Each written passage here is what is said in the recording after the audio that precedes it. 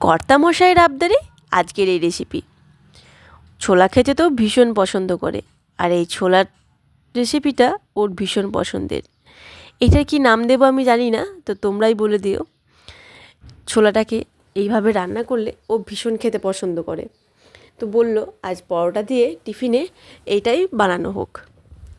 বেশ কিছুটা ছোলা আমি রাত্রেবেলায় ভিজিয়ে রেখেছিলাম সকালবেলায় টিফিনে বানানোর জন্য। তো তোমাদের বাড়িতে যদি হঠাৎ কেউ আসে, বাড়িতে যদি কোনো কিছু না থাকে, তো এইভাবে ছোলার একটা রেসিপি চটজলদি বানিয়ে নিতেই পারো।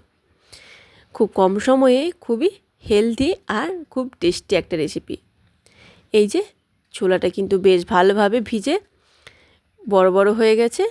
ছোলাটাকে বেশ ভালো করে বারবার জল পাল্টে ধুয়ে পরিষ্কার করে নিয়েছি। এরপর এটাকে সাইডে রেখে এখানে নিয়ে কিছুটা আলুটাকে বেশ ছোট্ট ছোট্ট কিউব করে কেটে নিয়েছি। আর নিয়েছি টমেটো, কাঁচা লঙ্কা, পেঁয়াজ কুচি আর দুটো কাঁচা লঙ্কা এমনি চিড়ে রেখেছি। আলুটাকে ফার্স্ট ভেজে নেব। তার জন্য কড়াইটাকে বেশ ভালোভাবে গরম করে দিয়ে দিলাম সর্ষের তেল। তোমরা যদি চাও তো সর্ষের তেল না ব্যবহার করে সাদা তেল ব্যবহার করতেই পারো। তেলটাকে বেশ ভালো করে গরম করে তাতে আলুগুলো দিয়ে দিলাম। আলুটা লবণ আর হলুদ দিয়ে বেশ ভালোভাবে ভেজে সেদ্ধ করে নেব, যাতে করে ভাজতে ভাজতে আলুটা বেশ সেদ্ধ হয়ে যায়। ঢাকা দিয়ে দিলাম। ঢাকা দিয়ে 2-3 মিনিটের জন্য আলুটা ভেজে নেব। এই যে আলুটা বেশ সুন্দর ভাজা হয়ে গেছে। এবার আলুটা তুলে নেব। ওই তেলেই ফোড়নে দিয়ে দিচ্ছি 1 চামচ গোটা জিরে, গোটা গরম মশলা আর একটা শুকনো লঙ্কা ফাটিয়ে নিয়েছি। ফোড়ন থেকে মিষ্টি একটা গন্ধ বার হলে দিয়ে দিচ্ছি কেটে রাখা পেঁয়াজ।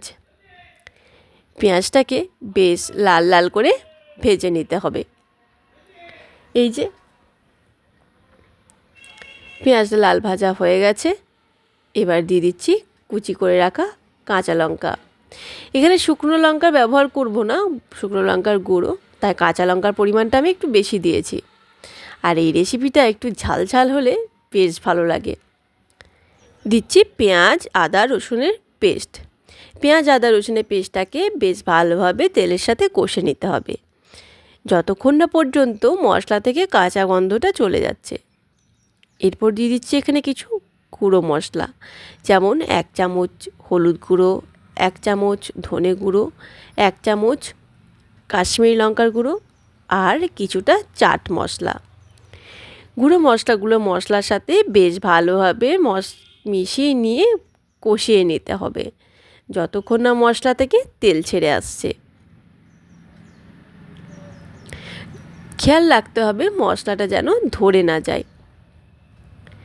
এরপর দিয়ে দিচ্ছি কেটে রাখা টমেটোটা। এখানে আমি 1.5টা মতো টমেটো নিয়েছি, যাতে করে একটু বেশ টক টক হয়। লবণ দিয়ে ভালোভাবে নাড়াচাড়া করে ঢাকা দিয়ে টমেটোটা গলিয়ে নেব।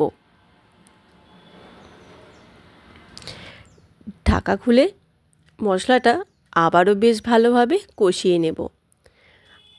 আমাদের টমেটোটা কিন্তু গলে গেছে, মশলাটাও কষানো হয়ে গেছে। এরপর যে ছোলাটা ভিজিয়ে রেখেছিলাম জল ঝরিয়ে, সেই ছোলাটা দিয়ে দিচ্ছি। মশলার সাথে ছোলাটাকে বেশ ভালোভাবে কষে নিতে হবে।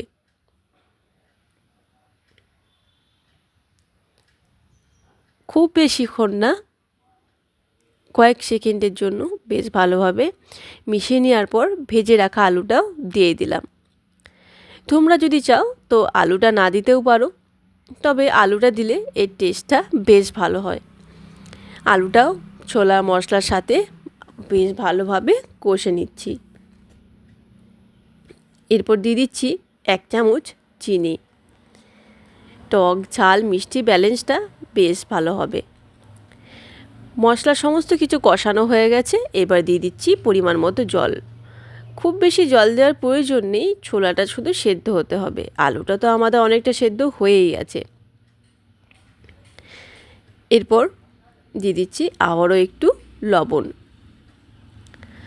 লবণ দিয়ে এটাকে ঢাকা দিয়ে 5-6 মিনিটের জন্য রান্নাটা করে নেব। এই যে তৈরি। এটা কিন্তু ভাত দিয়েও খাওয়া যেতে পারে, বেশ ভালো লাগে খেতে। রুটি, পরোটা বা লুচি যে কোনো কিছুর সাথে তো বেশ ভালো যায়। দেখে নিই, আলুটা কিন্তু বেশ সেদ্ধ হয়ে গেছে। আর ছোলাটাও দেখিয়ে দিচ্ছি কতটা ভালো সেদ্ধ হয়েছে। এই যে। তো আমার আজকের রেসিপিটা কেমন লাগলো কমেন্ট করে জানালে খুব ভালো লাগবে। টিফিন খুলে কর্তামশাই তো এক মুখ হাসি। দিয়ে দিয়েছি 2টি চেরা কাঁচা লঙ্কা আর বেশ কিছুটা কুচিয়ে নেওয়া ধনেপাতা। বাড়িতে কেউ হঠাৎ করে চলে এলে তাকে এটা অনায়াসে বানিয়ে দিতে পারবে। আর এটা ভীষণ টেস্টি খেতে হয়। এই যে কিছুক্ষণ স্ট্যান্ডিং টাইমে রেখে গরম গরম পরিবেশন করব। হাতার সাহায্যে অল্প কিছু আলু এইভাবে গলিয়ে নিলে তরকারিটা বেশ মাখো মাখো হয়ে যাবে। রেডি আমাদের ছোলার তরকারি। তো আজ এই পর্যন্ত, দেখা হবে পরের রেসিপিতে।